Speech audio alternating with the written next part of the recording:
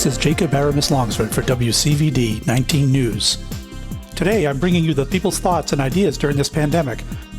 So I went down to a small town that had actual in-person primary voting going on, and I thought I'd ask some of the folks a few questions about how they're handling the coronavirus crisis.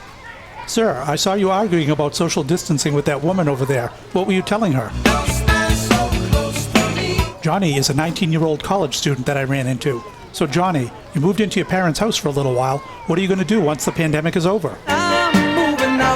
Sean, you told me you used to work at a barber shop. What have you been doing now to pay the bills while your shop is closed? I'm at the vote collection station where they take and tally up all the votes. The local selectman is running the machine. Mr. Selectman, is it okay if I come and take a closer look at that vote tallying machine? I just sanitized my hands. You can't touch this. Sherry, I know you've been stuck in the house for weeks, from what you told me. Where do you go when you want a little bit of privacy from the rest of the family? Deb is a longtime resident here. Deb, I hear you have a job collecting data for the 2020 census, where you actually have to go right up to people's homes. How are you going to handle it if no one comes to the door? Not 3 times. Sir, I saw you calling your wife to tell her you finally found some toilet paper at one of the stores. What did she say to you? Bring it on home to me.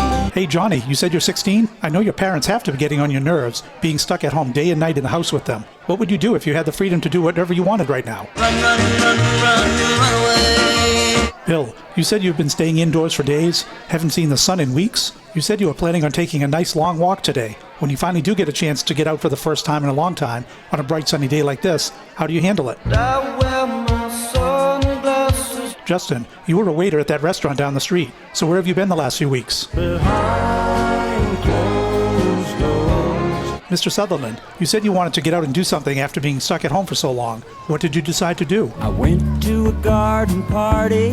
I'm talking with a local nurse. Nurse Littlejohn, you said your paychecks have been really good these last couple of months. How did you manage that? Working overtime. George, you mentioned you were going to try hydroxychloroquine. So what did you tell your doctor to convince him to prescribe it for you? I want a new drug. Hey, Malik, you were talking to me earlier about dating in this day and age. So what is the one thing you can't really say on the first date these days? I wanna hold your hand. I'm talking now with Mac, who lives on the north side of town. Mac, you said you were worried about your wife not being safe going out and about all the time without a mask. So what advice did you give her? Please come home. So Sharon, given all the travel restrictions that are probably going to be in place for a while, where do you think you'll likely be when it comes to Christmas time? Home for the holidays. Sir, you look kind of concerned. What are you most worried about during this pandemic?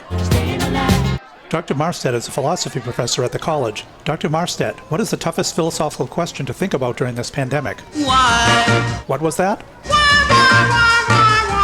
As you can tell, I really need a haircut. Do you think I'll be able to get one soon? I wish you a lot of luck.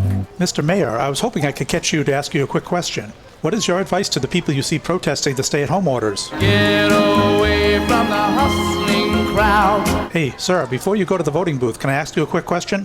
You seem frustrated by all these lockdowns and restrictions. What do you want most? To end this misery. I've been talking with the governor. Mr. Governor, what is your advice to people who are wondering, do I need to still stay at home? Just a little bit longer. So there you have it, the words of the people. This is Jacob Aramis Longsford for WCVD 19 News, signing off.